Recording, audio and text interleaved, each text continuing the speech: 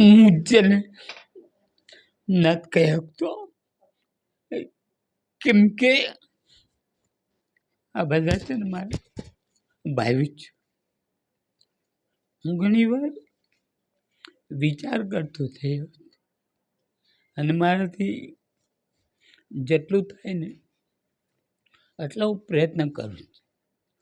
અને હું તમને કંઈ કહું ને એના કરતાં મારા હૃદયમાં નથી થતું. મારાથી થાય ને એટલે મારા ભાઈને હું છોડાવવા અને આ બહેનો દીકરી જે આવે જ ને એ મારી બધી બહેનો જ છે. હું નથી કહી આપતો. તમને કંઈ કહું ને તો તમને એમ લાગે કે પરસોત્તમભાઈ વધારે વાતું કરે. મને વાતું નથી કરવી. હું કોઈ એવો રાજકારણી નથી. મને એવું કંઈ ફાવતું બી નથી. હું આ 30 વર્ષ થઈ ગયા રાજકારણમાં. હું મિનિસ્ટ્રીમાં છું. મને એમ થાય કે હું કાંઈક કરું, પણ મજબૂરી હોય મારી. હું એવો રાજકારણી નથી કે હું કોઈને સારું લાગે એ માટે હું તમને કહું. હું નથી કહી શકતો. મારાથી થાય ને એટલું મારા ભાઈઓ માટે જેટલું થાય એટલું કરી.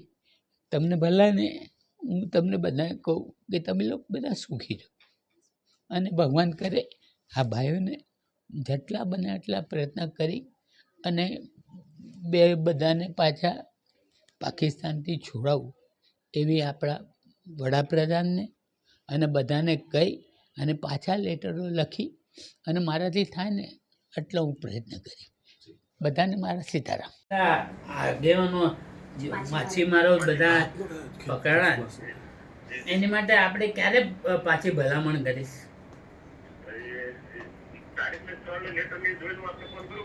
હા તો મને કરો. બધા બહેનો આવ્યા બધા બિચારા 10 મિનિટ મને પાછા કયો પાછા મને ખબર પડી છે. હા અને આ પાછી આપણે રિપીટ કરવું પડે કેમ કે આ 17-18-19 જે આપણું સત્ર ચાલુ થાય જ ને એમાં મારા તરફથી લેટર લખો અને આ પ્રશ્ન ઉપાડી દો. હા ને, અને મારે 10 મિનિટમાં ફોન કરો. ઓકે, હા સીધા. મારું નામ ભારતી સંજય છે. હું વણાકબારાની રહેવાસી છું. મારો પતિ પકડાયેલ છે. 4 વર્ષ થવા આવ્યા. મારું નાના બાળકો છે. મારા ઘરમાં કોઈ કામમાં વાળું નથી. મારા સસરાને પેરેલાઇઝ છે. મારા સાસુ કાંઈ જાય કે મારા નાના બાળકો છે. હું ધંધો કરવા જાય કોઈ એમ નથી. 4 વર્ષથી મારો વર પાકિસ્તાન છે. તેમને છોડાવવા માટે મારી રજૂઆત છે મોદી સરકારને, ભારત સરકારને, વિદેશ મંત્રીને કે જલ્દથી જલ્દ મારા પતિને બધી માછીમારોને ભાઈઓને છોડાવીને જલ્દથી જલ્દ અમારા વતન પાછા ફેરાવો. મારી એટલી જ વિનંતી છે. તમે આજે કોને મળવા?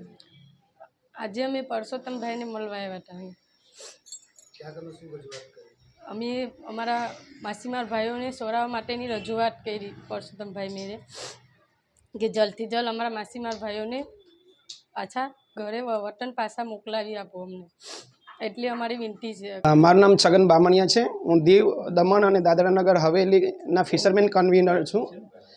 અને હાલ આજ રોજ ગીર સોમનાથ અને દીવ વિસ્તારના અને સમસ્ત ભારતીય માછીમારોના જે પાકિસ્તાની જેલની અંદર જે બંદીવાન છે જે ભાઈઓ એના પરિવારની બહેનોને આજરોજ સાથે લઈ અને અમે સંયુક્ત રીતે આજે પરસોત્તમભાઈના નિવાસસ્થાને આજે મળવા માટે અમે આવેલા. અમારી રજૂઆત લઈને પરસોત્તમભાઈએ અમને અને અમારા બહેનોને સાંભળ્યા.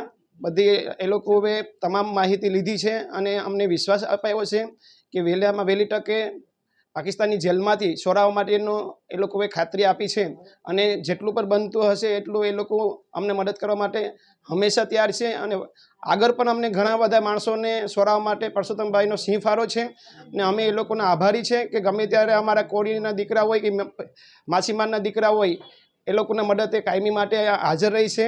અને આજે પણ તાત્કાલિક અમારે દુઃખ અને બહેનોનું દર્દ સાંભળી અને તાત્કાલિક ગાંધીનગર કોન્ટેક્ટ કરી અને વિદેશ મંત્રાલયમાં ભારત સરકારને આખો પત્ર લખવા માટે અને મુલાકાત કરવા માટેની તાત્કાલિક એ લોકોએ માહિતી મેળવી લીધી છે. અને એ લોકોએ આજથી જ કામ શરૂ કરી દીધું છે.